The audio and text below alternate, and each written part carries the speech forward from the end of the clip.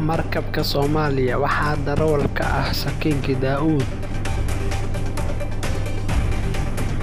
Dagaal badeedka ka dhexeeya Ruushka iyo Soomaaliya iyo Itoobiya oo soo biirtay dagaalka u dhexeeya Ruushka iyo Soomaaliya. bal Itoobiya dagaalka waxay ka hesho bal in sugno inta dagaalka toos Itoobiya iyo Soomaaliya aan la gaarin. waxaa meeshan dagaal aad u xoogan ku dhex mari doona Ruushka iyo Soomaaliya. Ruushka oo isku dayaysa inay la wareegto xeebaha Soomaaliya oo si ay Mareykanka uga dagaalamto xeebaha,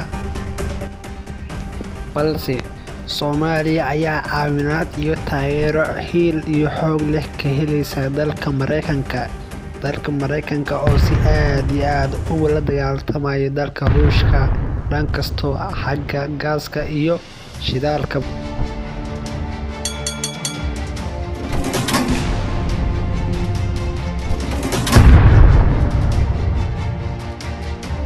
daawadayaal, dagaalka ayaa sii xoogeysanaya.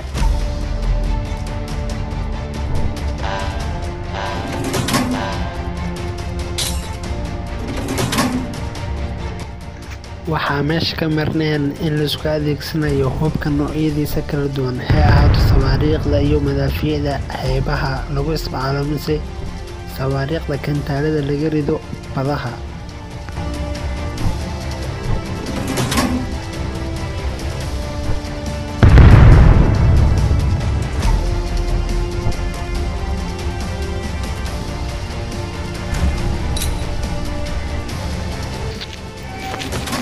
waxaad u maleysaa in Soomaaliya aysan khibrad u lahayn ku dagaalamka badaha iyo xeebaha.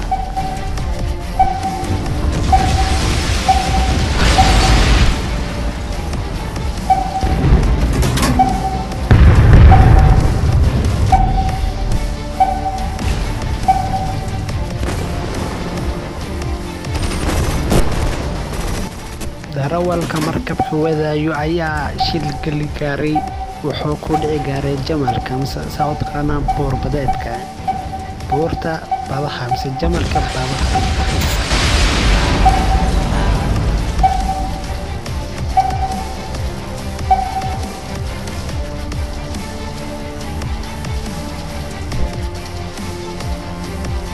waxaad moodaa in kantaalka qofka ridayo oo markabka saaran inuusan khibrad u lahayn. waa sax, Soomaaliya khibrad uma lahan ku dagaalanka xeebaha iyo badaha, waayo Soomaaliya dalka Turkiga ayaa soo siiyay ships mise doomaha lagu dagaalamo mise maraakiibta dagaalka.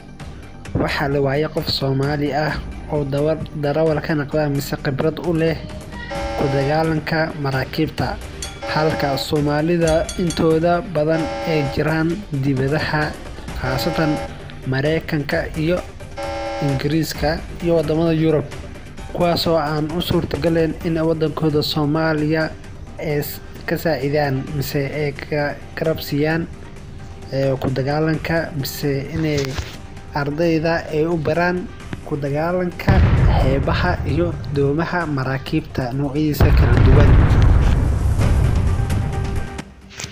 mideeda kale, dagaalka waxaa ka marneen in la isku adeegsanayo diyaarado helicopters ah kuwaasoo duqeynaya maraakiibta Soomaaliya.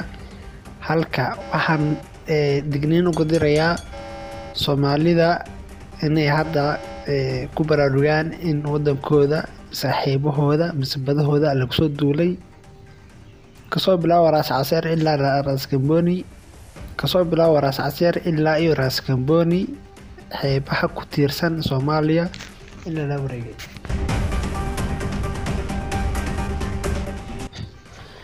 calanka Ruushka oo markabka u saaran ayaa halkaas idinka muuqda. cidii taqaano calanka Ruushka, dadka dhahayo dagaalka waa boojo waa been. calanka Ruushka ayaa markabkaas saaran mise ka lulanayo calanka Ruushka. haddaba haddii aad taqaan calanka Ruushka, commentka kusoo mooshin garay calanka Ruushka iyo calanka Soomaaliya. guul Soomaaliya ha soo wada qoro.